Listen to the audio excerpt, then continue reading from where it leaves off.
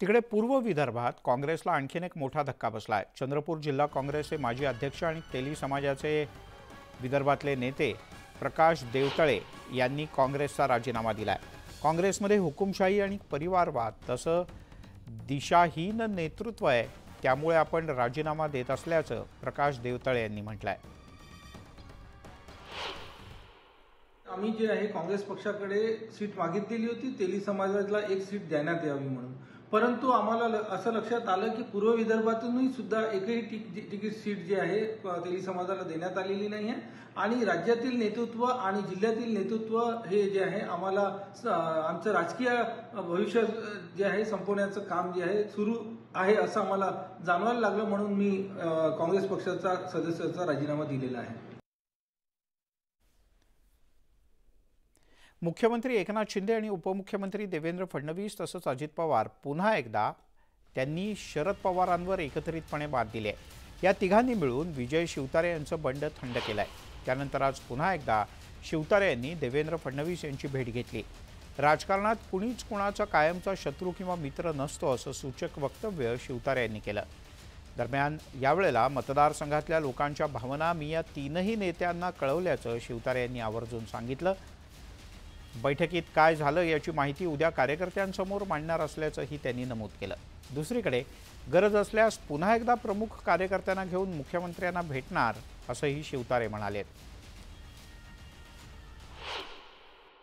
राजकारणात कायमचं कोणीच कोणाचं दुश्मन नसतो आणि दोस्त नसतो, परंतु लार्जर इंटरेस्ट लोकहित कशामध्ये आहे त्याचा नीट विचार करून जे मला आता मुख्यमंत्री महोदयांनी समजावलं महायुतीच्या बाबतीतली ती सर्व चर्चा जशीच्या तशी मी कार्यकर्त्यांच्या समोर मांडणार आणि मग सगळ्यांचा कानोसा घेऊन काय त्यांचं मत आहे पॉझिटिव्ह निगेटिव्ह जे असेल ते त्यातले प्रमुख कार्यकर्त्यांनी जर मला तशी गरज वाटलीच तर मुख्यमंत्री महोदयांबरोबर काही प्रमुख कार्यकर्त्यांची उद्या परवा गाठभेट करून ते सांगितलं।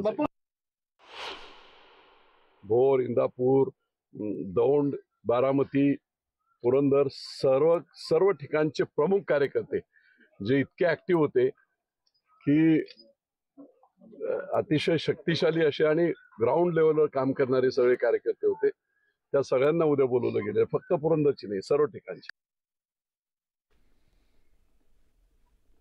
कोल्हापुरात शिंदेंच्या शिवसेनेच्या दोन्ही विद्यमान खासदारांना पुन्हा एकदा उमेदवारी मिळाली आहे। मात्र या उमेदवारीच्या दुसऱ्याच दिवशी भाजपकडून उघडपणे नाराजी व्यक्त झाली।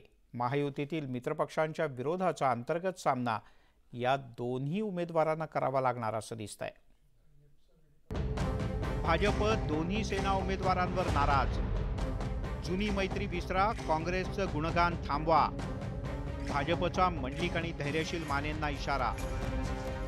कोल्हापूरच्या दोन्ही जागेवर शिवसेनेचे उमेदवार घोषित झाले आहेत। कोल्हापुरातून संजय मंडलिक तर हातकणंगले इथून धैर्यशील माने या विद्यमान खासदारांना उमेदवारी देण्यात आली आहे। मात्र उमेदवारी जाहीर झाल्याच्या अवघ्या काही तासातच भाजपकडून नाराजीचे सूर उमटू लागले आहेत। कोल्हापुरात संजय मंडलिक यांना थेट भाजपच्या नाराजीचा सामना करावा लागतोय, तर हातकणंगलेमध्ये सोशल मीडियावरून धैर्यशील माने यांना टार्गेट केलं जात आहे। काही दिवसांपूर्वी धैर्यशील माने यांनी सतेज पाटील यांची स्तुती केली होती। आता हेच गुणगान त्यांच्यासाठी अडचणीचं ठरलंय, तर कार्यकर्त्यांचे फोन न उचलणं संजय मंडलिक यांना महागात पडतंय। विरोधी पक्ष कुठला आहे? हा काँग्रेस आहे।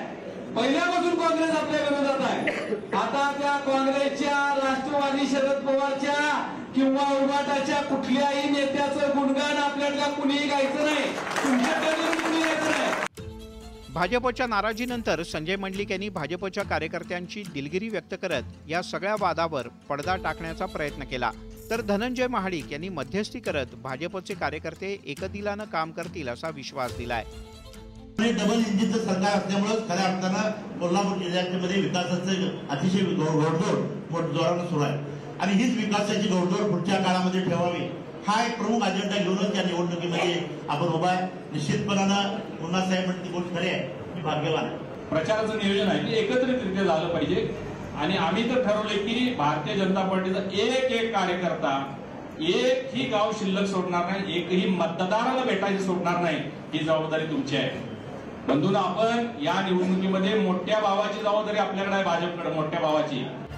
एकूणच शिवसेनेच्या दोन्ही खासदारांना उमेदवारी मिळवण्यात यश आलेलं असलं तरी आता अंतर्गत वाद मिटवण्याचे कष्ट त्यांना घ्यावे लागतील. त्यामुळे हे वाद कसे मिटतात याकडे सगळ्यांचं लक्ष लागलंय.